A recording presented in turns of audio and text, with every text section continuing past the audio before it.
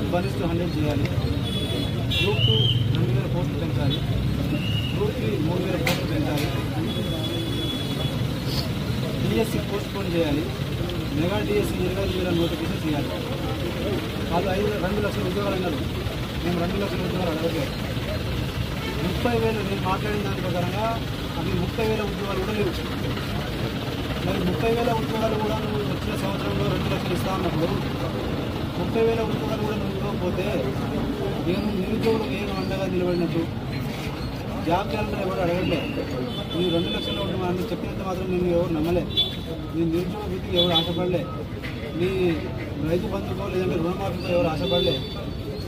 ఆ రోజున్న వాస్తవ పరిస్థితుల్లో రైతులు కూడా సంతోషంగా ఉన్నారు, పింఛన్దారులు కూడా సంతోషంగా ఉన్నారు. వాళ్ళందరూ కూడా ఓట్లేసి మళ్ళీ అదే ప్రభుత్వాన్ని గెలిపించుకోవాలని, టీఆర్ఎస్ ప్రభుత్వాన్ని గెలిపించుకోవాలని ఆలోచనలు ఉన్నారు.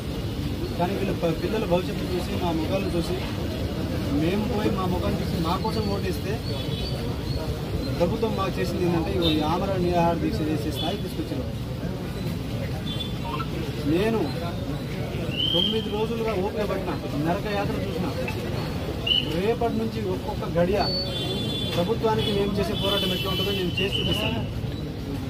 నాకు మద్దతు ఇచ్చినటువంటి ప్రతి ఒక్క మిత్రులకు, రాజకీయ నాయకులకు, ఈటెల రాజేందర్ గారికి, ప్రవీణ్ కుమార్ గారికి, హరీష్ రావు గారికి, కేటీఆర్ గారికి, రాకేష్ రెడ్డి గారికి, ఇటు సైడ్ మన రాణి విక్రమ రెడ్డి గారికి, బక్క జడ్సన్ అన్న గారికి, పృథ్వీ అన్న గారికి, సంజీవ్ నాయక్ సేన జాతీయ అధ్యక్షులు సంజీవ్ నాయక్ గారికి, సంపత్ అన్న గారికి, రాజాలింగం అన్న గారికి, మిగతా మన రాజాలింగం అన్న రూల్ చేసి వ్యవస్థాపక అధ్యక్షులు బీసీ ఆయన అన్నగారికి, ఇక మిగతా మద్దతు ఇచ్చిన ప్రతి ఒక్కరికి కూడా నేను ఇప్పుడు ఈ ప్రెస్ మీట్ అయిన తర్వాత వాళ్ళందరినీ కలుసుకుంటూ వాళ్ళ యొక్క రేపు మేము నిరుద్యోగం చేయబోయే రేపటి నుంచి ఇప్పుడు దాకా తినకుండా చేసిన, తాగకుండా చేసిన, రేపు తింటూ తాగుతూ చేస్తే రేపు ఈ ప్రభుత్వం ఏ విధంగా మమ్మల్ని అడ్డుకుంటుందో, మీరు వాళ్ళు ఏ విధంగా మమ్మల్ని అడ్డుపడతారో మీరు వాళ్ళ విజ్ఞతగా వదిలేస్తా. వాళ్ళు ఏం చేయలేరు కూడా.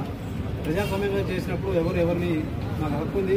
మీకు ఇంకో మరీ ముఖ్యమైన విషయం ఏంటంటే నేను నా ఫోన్ లాక్కున్నాను. నా ఫోన్ లేదు, మాట్లాడడానికి ఫోన్ లేదు. నా ఫోన్ తీసుకోవడానికి మీకు ఏం రీజన్స్ ఉన్నాయి? ఎవరు అసలు మీకు హక్కు ఏముంటుంది? నేను యాంటీ సోషల్ ఎలిమెంట్ చేసిన ఫోన్ లేకుండా ఎవరిని రానియకుండా ఇదే గాంధీ భవన్ చుట్టూ 2 కిలోమీటర్ల చుట్టూ మొత్తం పోలీసులను పెడితే పరామర్శ చేయడానికి నేను ఆ ప్రాసెస్లో చచ్చిపోతే